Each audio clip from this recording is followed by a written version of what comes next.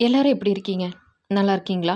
எல்லாரும் நல்லா இருக்கீங்கன்னு நம்புகிறேன். நானும் ஓரளவுக்கு நல்லா இருக்கேன். வாங்க கதைக்குள்ளே போகலாம். அதுக்கு முன்னாடி இன்னொரு இன்ஃபர்மேஷன். கொஞ்ச நாளாக போட முடியலைங்க. சில பல பர்சனல் ரீசன்ஸ்னால். இனிமேல் கண்டிப்பாக ஷார்ப்பாக மத்தியானம் 2 மணிக்கு உங்களுக்கு வந்துடும். நைட்டு 10 மணி அப்படிங்கிறது நிறையா பேர் கதை கேட்கல அப்படிங்கிறதையும் என்னோடய லாஸ்ட் வீடியோவில் நான் பார்த்தேன். அதனால் இனிமேல் 2 மணிக்கு என்ன நடந்தாலும் மறக்காமல் கதை வந்துடும். வாங்க இப்போ கதைக்குள்ளே போகலாம். என் மனைவியின் தங்கையிடம் வந்த ஒரு மெசேஜ் எங்கள் குடும்பத்தை தலைகுனிய வைத்தது. என்ன செய்தாள், என்ன செய்ய போகிறாள் என்று எதுவும் தெரியவில்லை. என் மனைவியின் தங்கையிடம் அந்த மெசேஜ் வந்தது. என் குடும்பத்தை தலைகுனிய வைத்தது. அவளுக்கு வயசு 22. எங்கள் வீட்டிலேயே தங்கி படிச்சுக்கிட்டு இருந்தா. அமைதியான பொண். எப்பவும் ஃபோனில் கூட அதிகமாக பேச மாட்டா. ஒரு நாள் அவள் ஃபோனை ஹாலில் மறந்துட்டு போயிட்டா. அந்த நேரம் ஒரு மெசேஜ் வந்துச்சு. சாதாரண மெசேஜ் இல்லை. நேற்று இரவு உன்னோட இருந்தது மறக்க முடியலை என்று அந்த மெசேஜில் டிஸ்பிளே ஆச்சு. பார்த்ததும் ஒரு மாதிரி பயமாக இருந்தது. அதை பார்த்த நிமிஷம் எனக்கு அதிர்ச்சியாக இருந்தது. ஆனால் அந்த மெசேஜ் தான்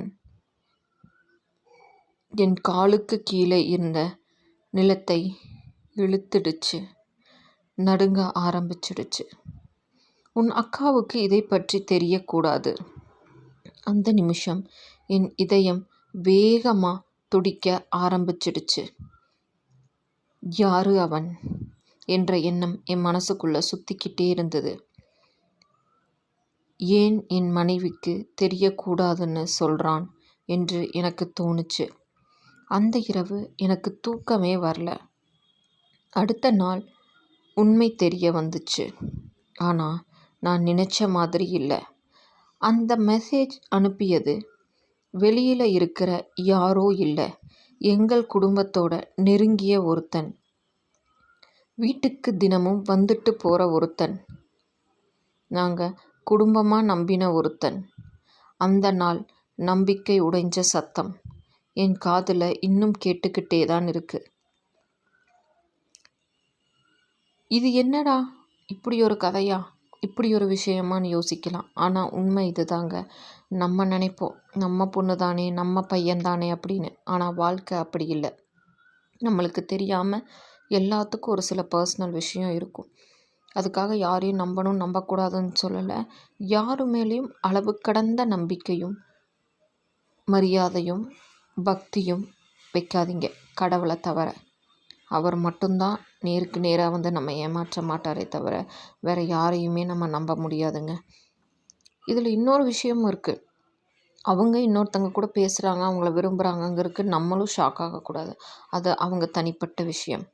இதுக்கெல்லாம் முதல்ல இன்னொரு விஷயம், இன்னொருத்தருக்கு மெசேஜே வந்தாலும் காலே வந்தாலும் அதை போய் பார்த்ததுனால தானே இவ்வளோ பிரச்சனை, இவ்வளோ ஹார்ட் பீட் ரைஸ் ஆகணும்.